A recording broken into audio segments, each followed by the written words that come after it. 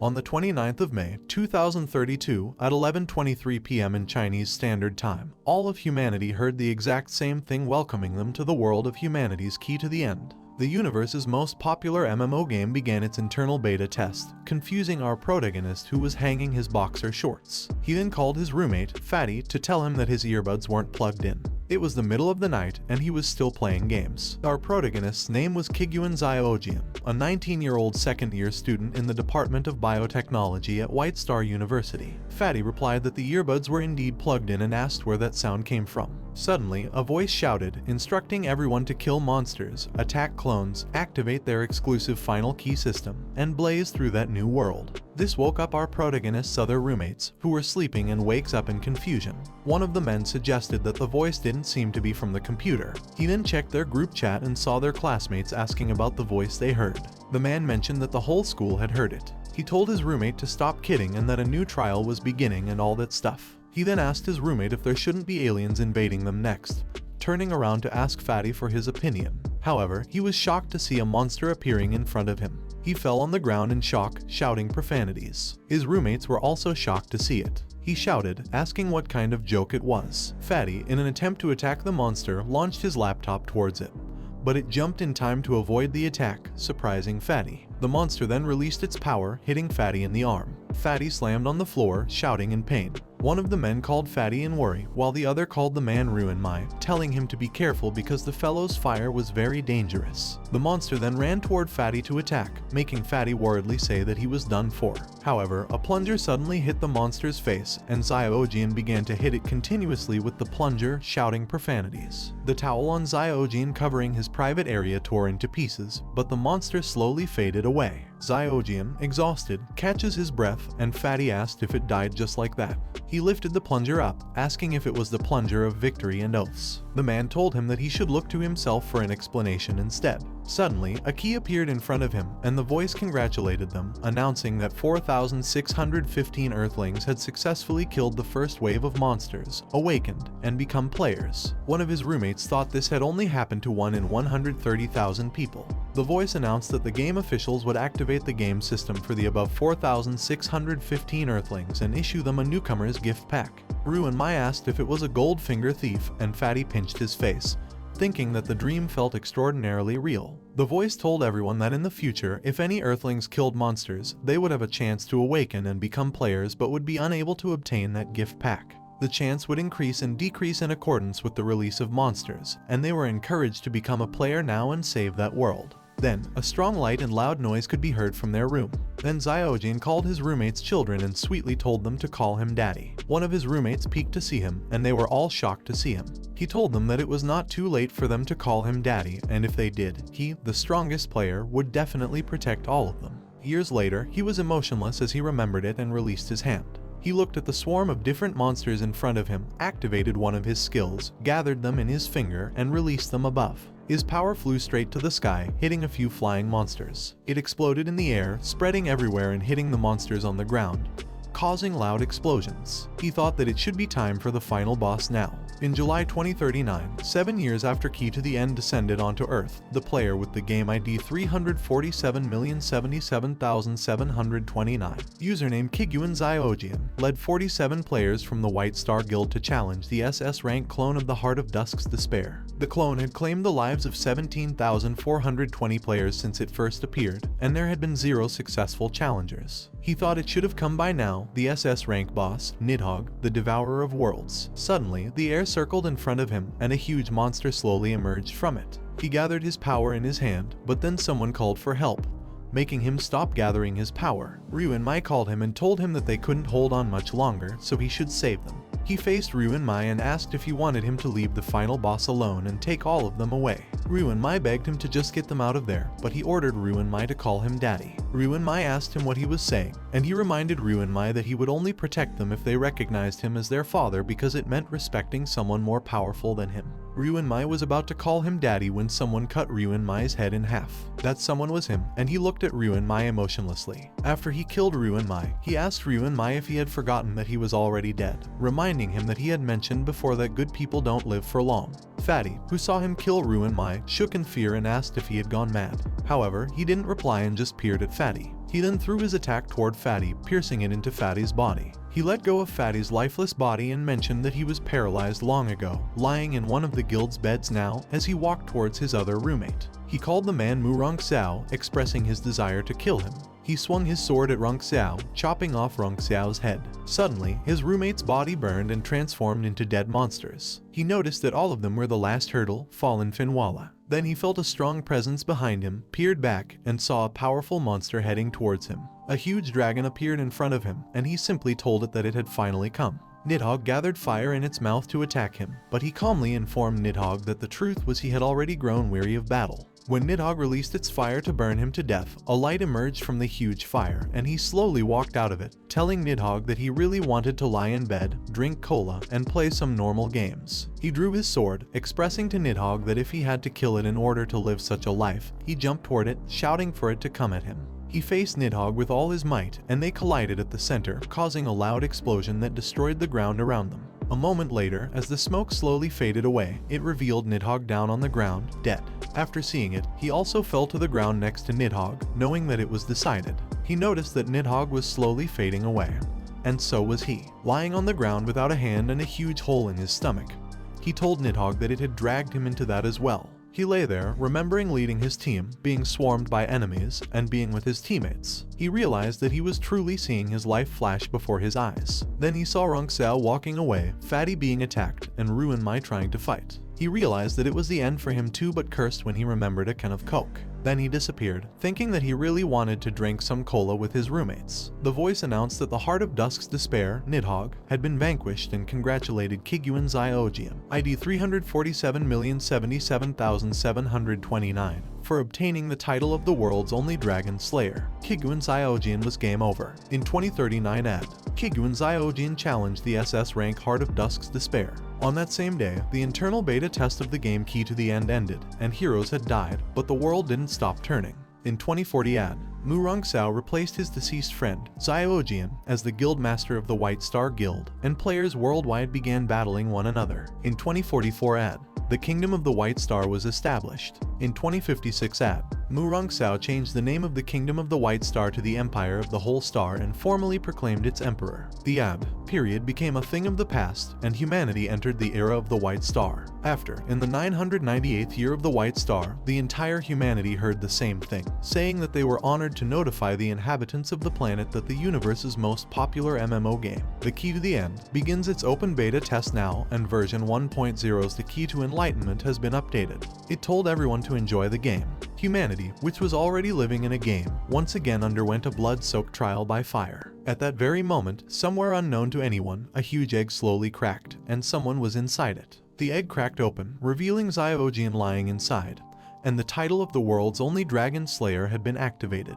The description of the world's only dragon slayer stated that those who slay a dragon will become one themselves, and Ziojian, who killed a dragon, is fated to dance with it forever, leaving them to wonder if it was a blessing or a curse. Additionally, while the black dragon Nidhogg lives, the player will not die and will gain the status of Dragon's Dream, which lasts indefinitely. Ziojian looked at his hand, confused about what was happening, and surveyed the surroundings, pondering the nature of the place. Suddenly, something yellow appeared in front of him, catching him by surprise. The thing attempted to say hello, and just as he was about to touch it, it released wings like bats and revealed eyes and mouths while shouting greetings, causing him to jump in shock and shout in frustration. He angrily asked what it was, and it replied that it was his dedicated customer service agent, there to serve him. Ziojian questioned if it was genuinely dedicated customer service and wondered why it looked like that pair of slippers he had in university. The agent flew around him, explaining that only the top-ranked player from the internal beta test could have a dedicated customer service, considering it a unique benefit. Ziojian could call it his agent, and it would answer any questions he might have. He asked the agent if it could look like something with a bit more intelligence, and the agent, sounding hurt, told him that it was really hurtful. Ziojian dismissed it and ordered the agent to explain the situation he was in now. The agent replied that it would explain everything and proceeded to do so. After the agent explained, Ziojian told the agent that Nidhogg came back to life because of the game's open beta, and he came along as a 2-for-1 deal because that title linked his life with Nidhogg's life. The agent meowed like a cat, claiming that he had understood it perfectly. Xiaojian asked the agent why it meowed, and the agent explained that through the analysis of data, it had inferred that the usage of certain appropriate phrases effectively fosters a closer relationship with the player, ranking from most to least effective as meow, mew, woof, chirp, and more. Annoyed, Xiaojian pulled the agent's mouth wide and told him that it was quite enough. He then asked what would happen to the world if the black dragon were to live. The agent replied that, according to its calculations, there is a 99.764% chance that within 70 years, Nidhogg's fire will destroy 76.3% of the world's land, and less than 8% of the world's population will remain alive. The agent assured him not to worry because it came installed with a Dragon Slayer system, and would provide the most precise and effective guidance on his quest to slay the dragon. Xiaojian asked the agent what he gets out of it, making the agent ask him back what he meant by get. Xiaojian pointed out that less than 8% of the world's population would remain alive, but he wondered what that had to do with him when he shared a life with the dragon. He told the agent that surely he didn't think anyone would undertake a main quest with no reward. The agent looked at him for a moment and told him that, of course, there are rewards. They will provide a sea of experience points, in-game currency, top-quality talent books, and priceless legendary equipment. But most importantly, his dragon-slaying assistant would take responsibility for his descendants. Xiaojian was confused and asked the agent what he meant by descendants. The agent asked him if he forgot to introduce it to him and reported that he, Kiguan Xiaojian, on the 30th of March 2040 at 11:12 p.m. in Earth time, became a biological father when a human female successfully gave birth to a female human infant.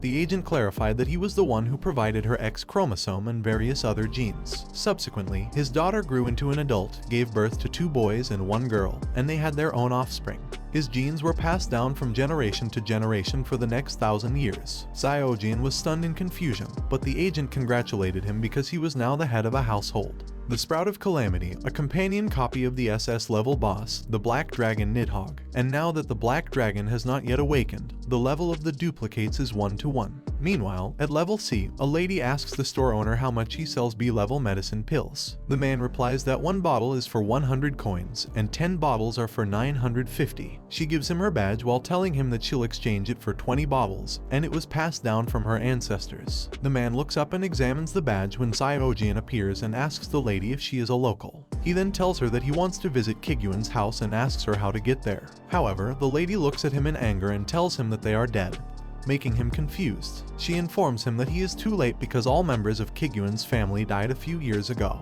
Then the owner tells her that the badge she gave is made of alloy and is worthless, so he can only give her 12 bottles. She silently grabs the bottles that were packed and immediately runs away, making Xiaojian surprised and shouting at her to wait a moment. The agent tells him that he clearly knew who that girl was, and the badge was his signature. The owner calls the lady ignorant, knowing that the badge was the club badge that Kiguan Xiaojian had 1,000 years ago while he was telling the agent that they should go and walk away. The agent tries to explain it to him, but then the owner confusedly looks down when he feels something and is shocked to see a lot of coins, making him wonder where he got that many coins. On the other hand, Xiaojian is crying while looking at the badge and tells the agent that he didn't get his stupid reward, but he still lost more than 1,000 coins. The agent tells him not to be sad and for now, they should get down to business. He sighs and looks down to see the lady still running away. The lady is exhausted from running, and when she looks back, she is surprised to see Xiaojian still chasing after her, telling her to wait and asking if the Kiguan family is really gone and if there are no descendants left. She shouts at him to stop following her, but he just pulls his knife out and jumps toward the lady with it. Then he forwards his knife, making the lady cry and stunned in shock. But then he hits the blades coming toward the lady in time. The blades fall to the ground, and he tells the people who threw them to come out. The door in front of them opens, and something flies out of it. The attack directly flew towards him, but he just calmly looks at it and swings his knife forward to counter-attack it. However, it flies behind him, and he hears the lady sobbing behind him, making him look back in panic. Then he sees the lady slowly melting, making him worriedly ask her what is wrong with her. But the lady just silently melts and sobs while he is looking at her. Then the lady tells the Cheng family's bastard that they have met again, and the man comes out of the door and tells the lady that it has really been a long time. Then the man calls the lady Kiguan Xiaoya. He shockingly asks her if she is a member of the Kiguan family, noticing that she was careful because she knew to alter her appearance, and it was just that the item level was too low. But then the man tells them that it is not the time for chatting. The man snaps his fingers, and a swarm of knights come out of hiding and surround them while the man tells Zioya that there is no one to die for her this time. She bites her lips, knowing that it is bad, but Xiaojin just smiles and asks the man if he is overpowered by numbers, telling the man that it is about time to get some exercise. Then he tells her that she better hold on to him. Then he shouts that they can all come together, but before he can finish his words, a light hits them, and the knights are stunned in confusion. The man knows that it is a teleportation scroll, and he doesn't expect it. A moment later, somewhere, they are transported, and he tells her that she has a teleportation scroll. She tells him not to follow her anymore and not to go to town again. Then she explains to him that the man was the Cheng family's prospective heir, so he won't be able to deal with him, and if they meet again, she will repay that favor. Then she runs away, leaving him thinking that if they already used a teleportation scroll, there shouldn't be a need to run that fast. Suddenly, he hears the knights shouting to the man that they found them, and the man orders the knights to chase them because they have the upper hand, making him realize that it was just a 100-meter teleportation scroll. On the other hand, Zioya is running speedily and continuously while thinking that she has to escape and she has to live because even if she is the only one, she has to return to her elder sister. But when she is going to turn to the right, she sees a swarm of knights walking toward her, and when she is going to the left, the swarm of knights is waiting for her. Then she notices that she is again surrounded by them. The man asks her why she stopped running and tells her that if she wants to buy recovery medicine, she might want to do it now. But it is only if there is someone willing to sell it to her while pointing at the man who is sweating in fear. Then the man tells her that 3 years ago, the game's final ending announced public testing, and monsters started to attack castles. The Lord family Kiguan family was unable to defend the castle and caused the death of countless villagers, so according to imperial law, the Lord's title was to be removed from the Kiguan family, and the family was to become slaves. She shouts that it is a lie, and when the monsters attacked, her father trusted the Cheng family to defend the south gate. However, they are scared to die and open the gate to run. She furiously tells the man that the Kiguan family had to depend on the castle alone, and many family elders died fighting on the castle wall, so there is only her and her sister. The man just looks at her and tells her that according to what she said, there should have been lots of people that saw the Kiguan family's courageous act and asks people there if there is anyone willing to talk about it, but the people just bow their heads in silence. Then the man tells her that under his rule, the castle's villagers are living happily with plenty of clothing and food, and if he really is guilty, someone should stand and announce his crimes. The child is about to say something, but the child's grandmother stops her grandchild. The man pats the head of the child and teasingly tells her to look because there isn't anyone. Suddenly, someone shouts that there is and tells the man that he'll report him. Xiaojin also tells the man that to abandon a castle and escape is disloyal and unrighteous, to threaten the villagers is unvirtuous and shameless, and to conclude, he is like the Kiguan Xiaojin who died because he was a bastard while giving a middle finger. The man keeps silent in anger, and the villagers ask where that person is from to dare to say that about the Cheng family. They can't believe that there is actually someone brave enough, but they also think that it is too bad because that person is someone that does not know the immensity of heaven and earth. Even if Kiguan Xiaojin were still alive, that person would still be a dead man, making the man fume in anger and order his knight to kill them, to which the knight runs towards Xiaojin and Xiaoya. She thinks there is nothing she can do, but then he tells her that they should go, making her confused and asking how they can escape.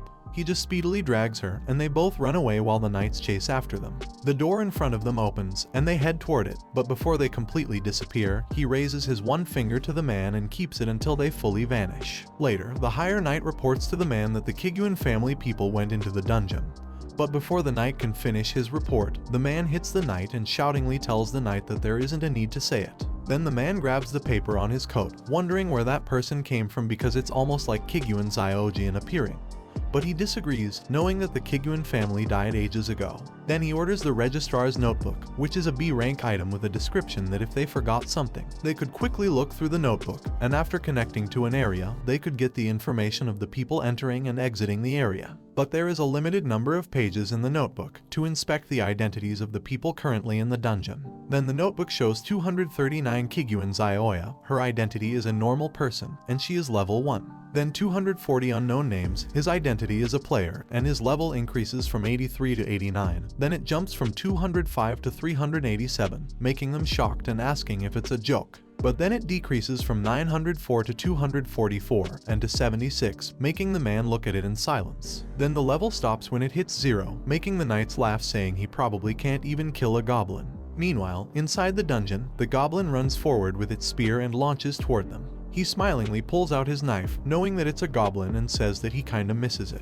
but then she hits him in the shoulder, making him shout what the fudge in pain. Fortunately, Zioya attacks the goblin away from him and kills it. She angrily tells him that he just became a player, so he probably never even killed a slime, and yet he dared to attack a level 5 monster. She thinks it's something that sets the final ending apart. The beginning level of the final ending is 0, and at level 0, they can't use any skills. So if there isn't anyone willing to take care of a newbie, they are most likely to die at that time, and it's called the level 0 trap, making her wonder if Zioya is actually someone who just becomes a player. He confidently tells her that he can, but she shoutingly tells him that he can't, and that even though she doesn't know how he became a player, it feels like he just slept through the lessons until the public assessment. Then she explains to him that normal human soldiers and the low-level monsters in dungeons are very different, so he can use his player body to easily win against normal people, but he has to get some items to kill the low-level monsters. He asks her if she isn't a player, and she shows her gun while telling him that the gun is from her sister, and he is a player so he can see the item introduction.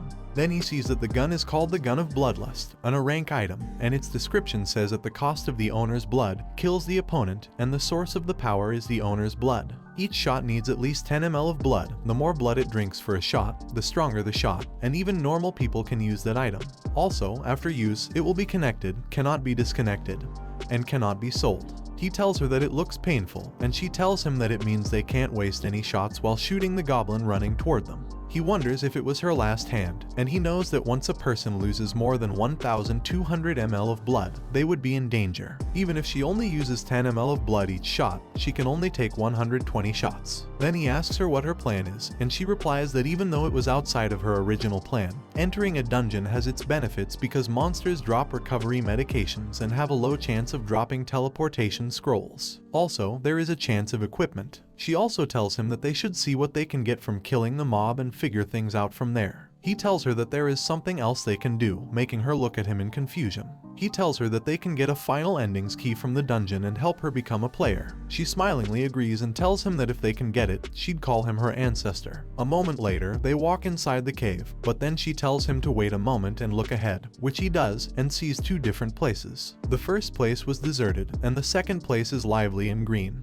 But she tells him not to go to the flowers, making him ask her why. She shows him something while asking him if he didn't buy it, making him unable to believe that there are even strategies. She explains to him that the low-level copy of that fixed map has long been summarized, and the place where flowers bloom is called the Flower Cemetery. Walking over it will trigger a group of monsters, which is very suitable for leveling up, but they can't get through it. He thinks sure enough, the dungeon hasn't changed since the beta. She walks toward the deserted place while telling him that they should go, but she is shocked to see that he is entering the Flower Cemetery, making her chase him while asking him what he is doing and telling him to get back there. But he just continues walking inside the Flower Cemetery. She stops chasing after him and is shocked to see a swarm of different monsters jumping toward him, making her think he is done for. Suddenly, he grabs the huge goblin and slashes its neck. Then he jumps on it and slashes speedily at every monster approaching him, killing all of them with ease. Then he lets himself fall and lands safely on the ground. The monster's blood splatters everywhere around him,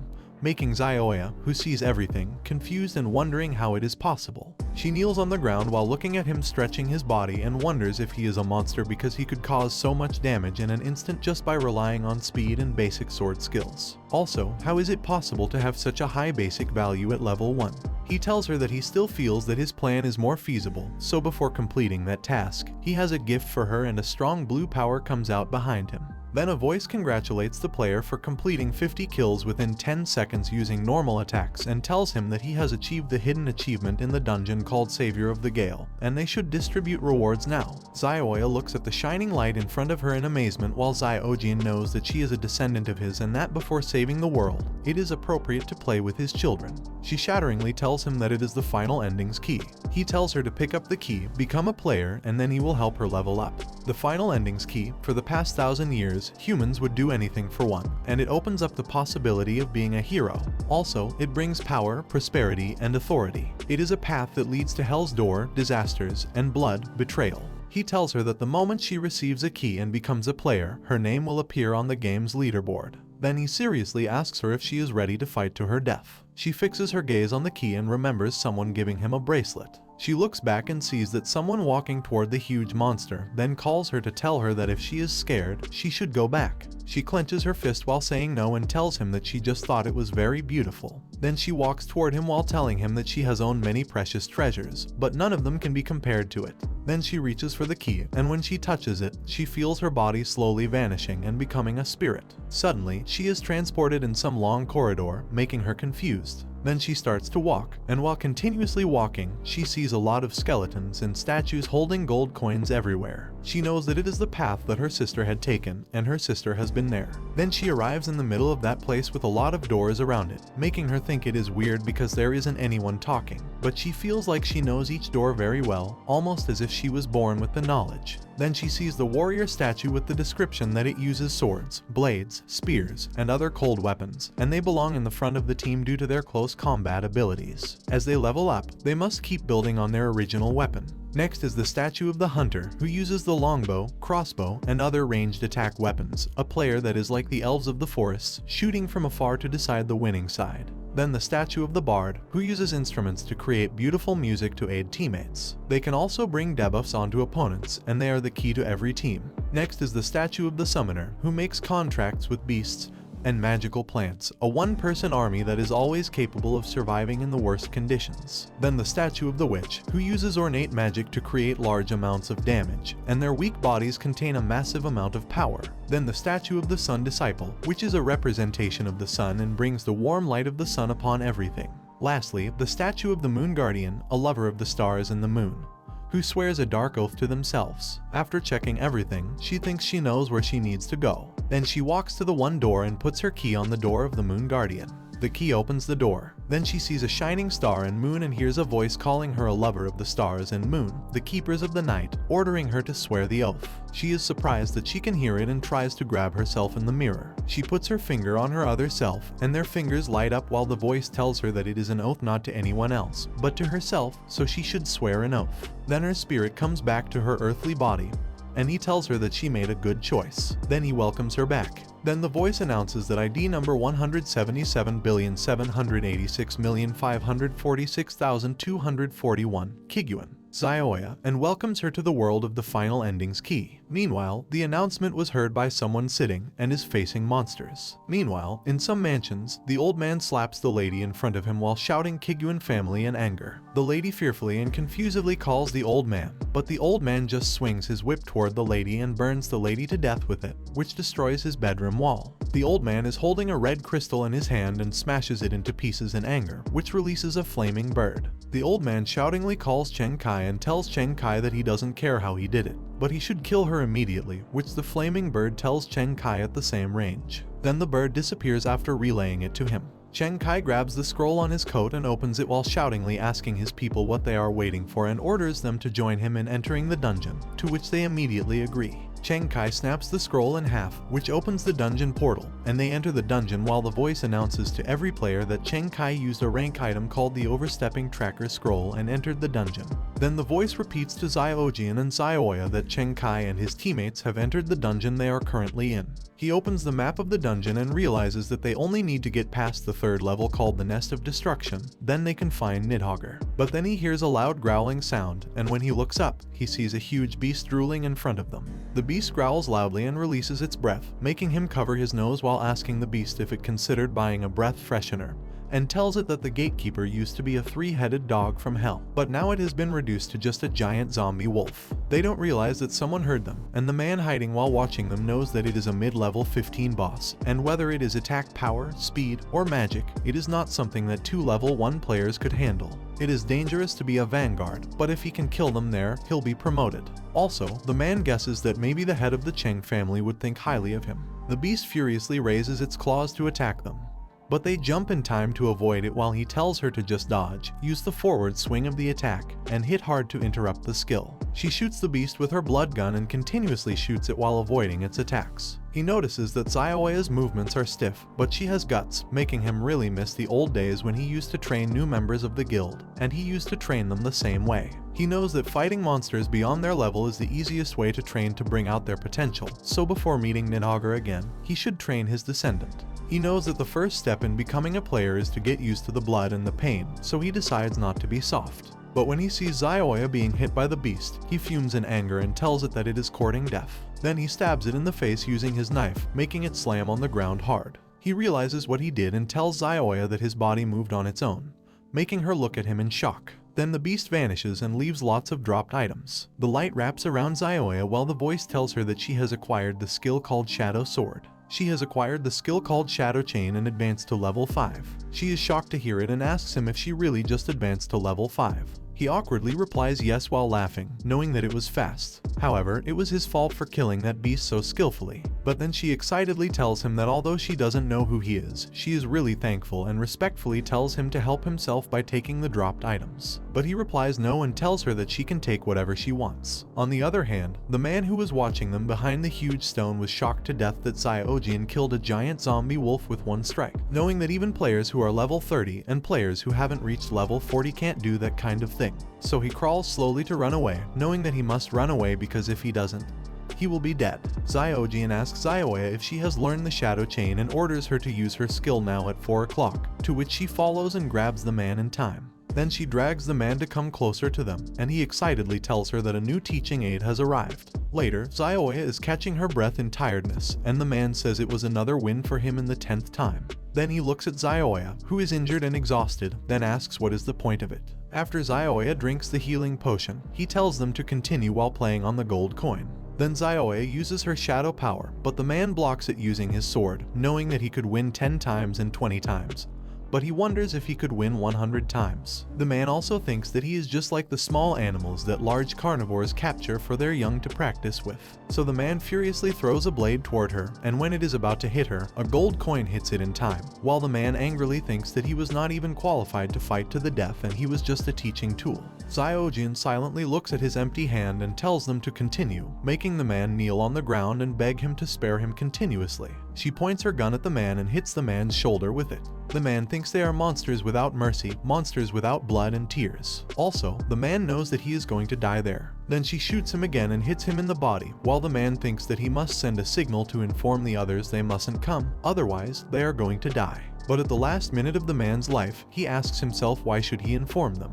Then the voice announces that ID 34,177,894,551 Quan Fei was dead. Cheng Kai tells everyone that he thought Quan Fei was good at sneaking, but Quan Fei is actually dead. Then one of the vanguards reports to Cheng Kai that no signal was received, and according to their analysis, there is a high probability that level 2 would likely have been killed by the giant zombie wolf and told Cheng Kai that he should give them instructions. Cheng Kai slashes the goblin in front of him while telling his vanguard that it was enough resting, and they should go at full speed. Cheng Kai thinks they conquered the area faster than expected, making him wonder if his grandfather has taken any other action. After successfully completing the 2nd level of the Roaring Gate, the brave dragon warrior and his descendant arrived at the 3rd and final level, the Nest of Disaster. Here, Kiguan Ziojian and Kiguan Zioya encountered what awaited them, a group of old men. One of the men told them that they were there to arrest the key criminals under the orders of the captain. He said that if they put down their weapons obediently, they would suffer less. Zioya informed him that these 3 men were the dogs of the Cheng family, and they were all formidable opponents. Their weapons were unique, and their skills complemented each other, making them difficult to deal with.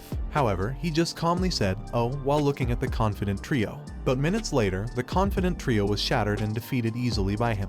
He asked her if she had understood that, in the dungeon, it was very important to make effective use of the geographical environment. She replied affirmatively and told him that she had been upgraded to level 9, so he should leave the next monster to her. Suddenly, the ground shook, and something emerged from the stones near them, transforming into monsters that ran toward them to attack. Zioya attacked the monsters while he was busy contemplating that the 3rd level was a combination level. Thanks to the teaching aids, the gatekeeper boss and the trap mechanism had been solved, leaving only the last wave of monsters. He noticed that at Zioya's current level, she could clean up small monsters without too much trouble, so no accidents occurred. However, then Zioya noticed something alarming and saw the ground she was standing on had something.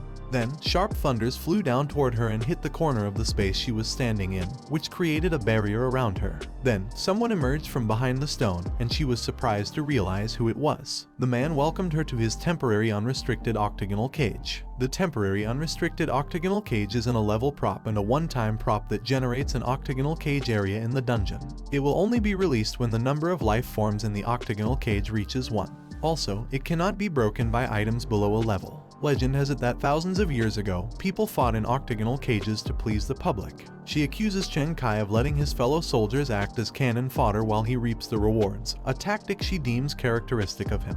However, Chen Kai simply suggests she take a look around. Upon doing so, she notices monster eggs surrounding her. He challenges her, questioning whether she, having reached level 9 in just one day, can handle both him and the monsters simultaneously, or if she would prefer to wait for that level 1 player of unknown origin to come to her rescue, prompting her to glance at Xiaojian outside the cage. Xiaojian attempts to slash the cage with his sword, but to no avail. Chen Kai informs Xiaojian that the cage isn't a level item, impervious to inferior equipment. Hearing this, Xiaojian turns and walks away, leaving Xiaoya in silence. Chen Kai comments on Xiaojian's departure, suggesting it's not a bad idea. But he only smiles, and Chen Kai asks her now that her rescuer is gone, what is she going to do now? Meanwhile, as he continues to walk away, an agent inquires if he's abandoning the battlefield, noting that Xiaoya's survival rate drops significantly without his presence. This comment stops him in his tracks, and upon encountering a block of green material at the cave, he reaches out to touch it.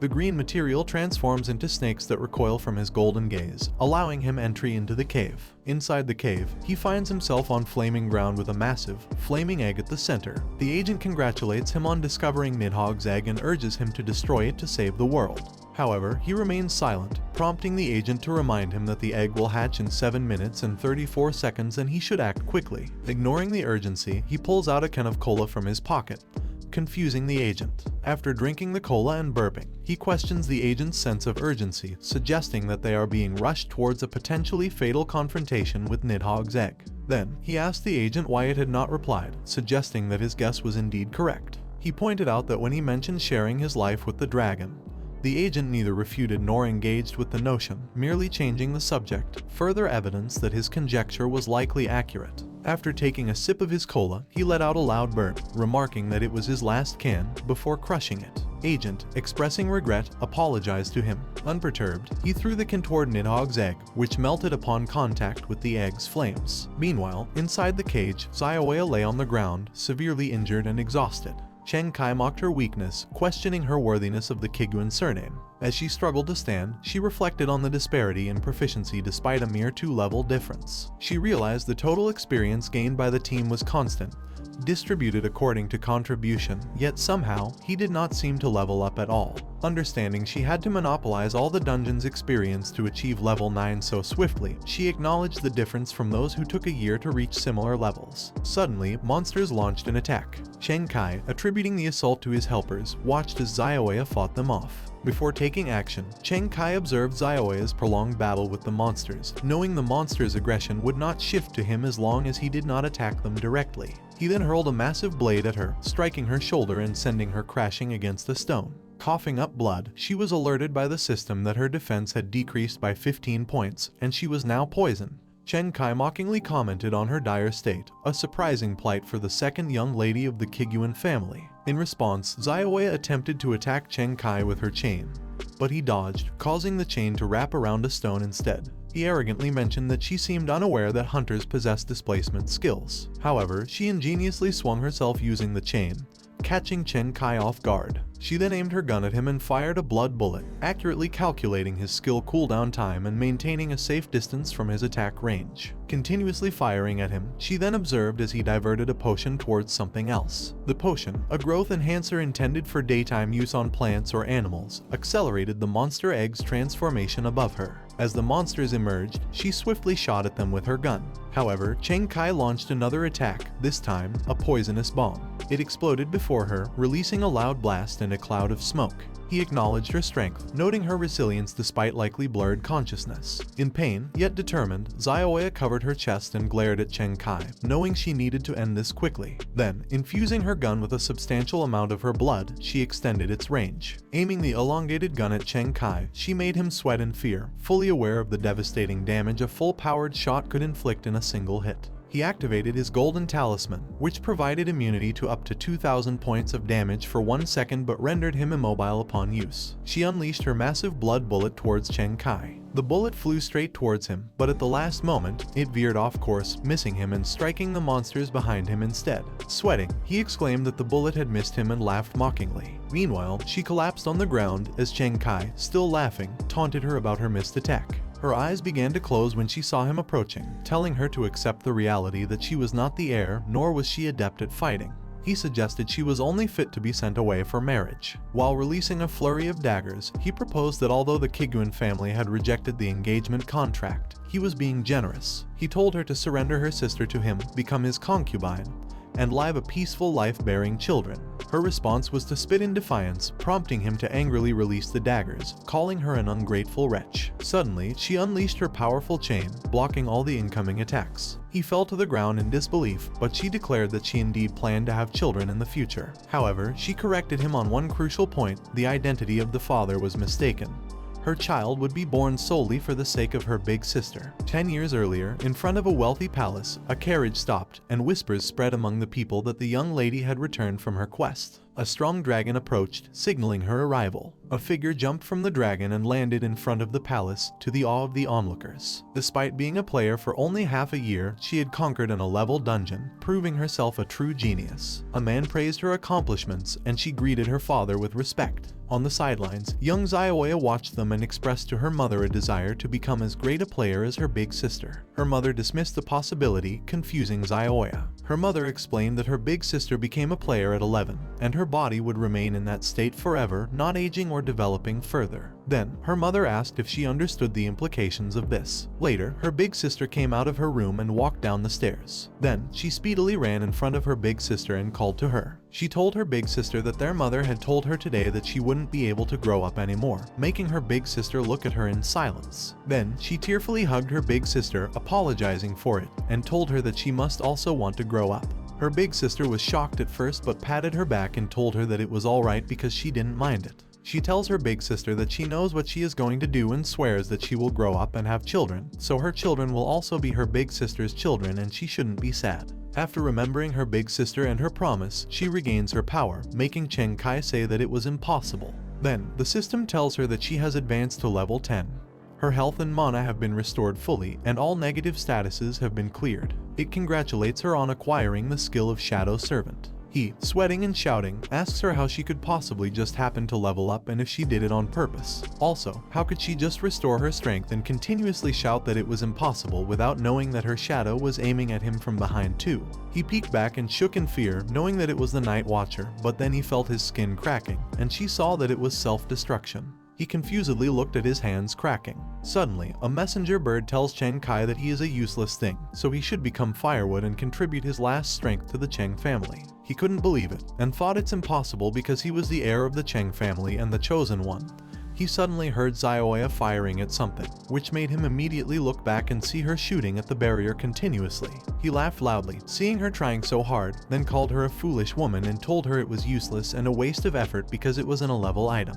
Then, laughingly, he told her she was just like him, also considered expendable. But when she hit the barrier hard, it cracked and exploded into pieces. Cheng Kai couldn't believe it and asked how it was possible. She ran swiftly while telling him that it was Sword Kai, and it turned out to be the legendary Sword Kai from that time. He tried to chase her laughingly, but he was chained. He stood up and, still laughing, told his Cheng family to look at the monster they had recruited. Then the light inside his body came out, and he exploded, causing a huge explosion. He heard the explosion from the cave, but then he heard someone running closer to him and saw Zioya appear behind him. He told her she had come, and she thanked him for his help because it allowed her to escape. He told her she was welcome, wondering why she suddenly became so polite. But then she revealed that she had guessed his true identity, making him look at her seriously and ask her to explain. She told him that he was known for his iconic swordsmanship, the strength that did not match his level, and the care of Kai Guan's family, Yuan Guan Ziojian's followers. This left him in confusion and surprise. She explained that after Ziojian's death, his followers formed a group of 13 sword wielders, each inheriting a part of Ziojian's legacy, holding sharp swords but lurking in the shadows of history, appearing only at critical moments to guide the destiny of mankind with Ziojian's will. She excitedly asked if his current level was due to him just awakening from a deep sleep with part of his power sealed. He told her that the process sounded correct, but the conclusion was entirely wrong, and questioned the existence of this group of 13, asking if it had been approved by him. Then, he suggested they proceed as if her assumption was correct and asked what she wanted, now that she had discovered his identity. She knelt on the ground and told him that the Kaiguan family was willing to offer him their power and help him recover his strength, begging for his mercy and protection. He told her that, interestingly, she didn't seem like someone who clung to her self-esteem. However, considering the Kaiguan family was on the brink of extinction, he wondered what she could possibly offer him. She replied that, although the Kaiguan family was in decline, it still enjoyed popularity among the people, and the family's ancestral legacy remained intact. Therefore, if he was willing to provide shelter, everything in the Kaiguan family's possession, including herself, would be at his disposal. He sweated profusely upon hearing her proposal, questioning himself if he had misunderstood her intentions. Then, in a state of panic, it was as if he rang a bell in his mind. Just as she was about to speak further, he told her there was no need, as he had no interest in aligning with someone 1,000 years his junior. She bowed her head and apologized for her presumptuousness, but he simply asked her to consider a question, or rather, a test. He described a scenario of a person, presumably from the Kaiguan family, facing a significant crisis with two options: becoming a hero and living in obscurity, or becoming a villain and securing a legacy of glory and wealth.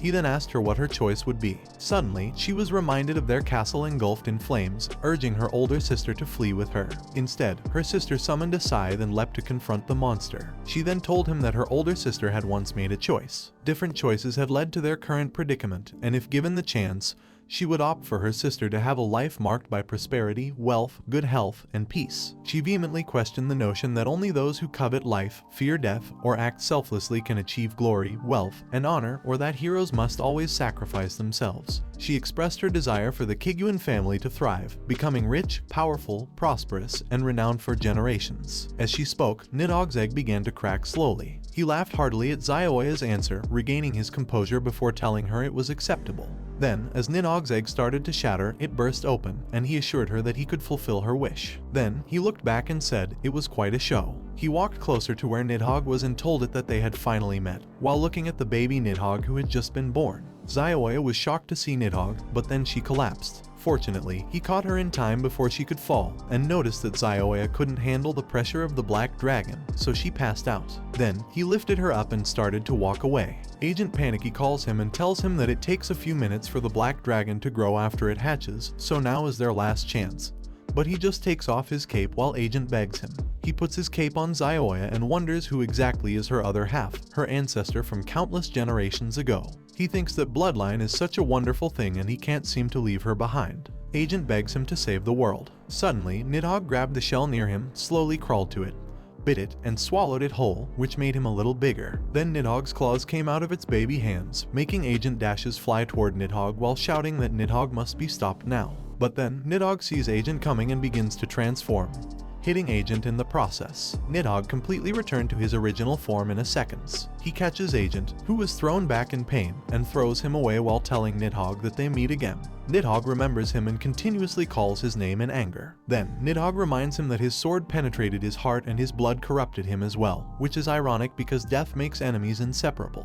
Then, he shouted to him that he was also of his race now. Then, Nidhogg opens his wings and gets down on the ground in front of him in black flame while telling him that for the sake of that human girl, and for the sake of that already thin bloodline, he has decided the fate of the entire world. Then, Nidhogg released a swarm of monsters and dragons. Then, he told him that it was time to rejoice and sing for the fall of the innocent savior. Meanwhile, outside, the people saw the sky cracking open, making them wonder what was going on there and what the hell happened. But then, one of the people realized that it was a natural disaster-level monster. Back in the cave, Nidhogg laughs hard at him, but he tells Nidhogg that he doesn't agree, making Nidhogg confused. But he just smiles and jumps toward Nidhogg with his sword while telling him that they should make a round 2. He then slashes Nidhogg's summons in seconds, and while he is busy slashing them, the voice tells him that he has been awarded the title of the only dragon slayer in that world, sharing his life with the black dragon Nidhogg, and he will share the damage with Nidhogg. Also, thanks to Nidhogg's strong vitality, his wound will heal quickly, but he doesn't care and continues slashing, attacking, and killing Nidhogg's monsters around him.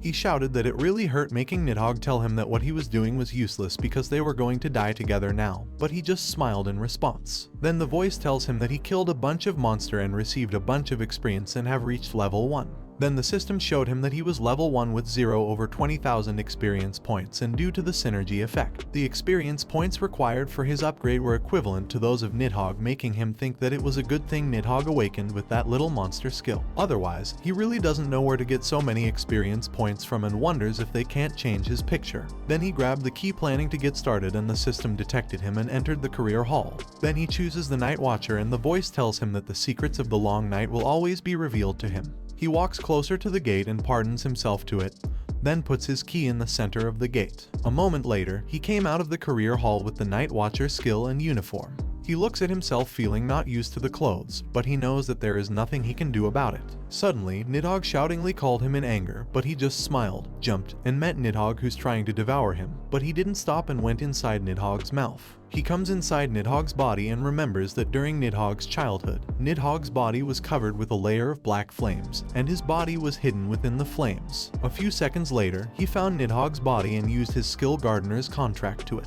He successfully grabs Nidhogg's body while the voice tells him that he has activated the Gardener's special skill, and the object of the contract is the Black Dragon Nidhogg's hatchling. When his contract is successful, Nidhogg's black flame slowly vanishes, and Nidhogg and he are slammed on the ground hard. He smilingly sits up knowing that it is finally done. Then he walks closer to Nidhogg and tells him that he looks really good when he is a kid. Then Nidhogg stands up with his little feet and he tells Nidhogg that he is quite cute. Well guys, that's the end of the video. If you like this video, comment part 2 in the comment section. Also subscribe to the channel, hit the bell and like the video. Thank you for watching and see you next time again.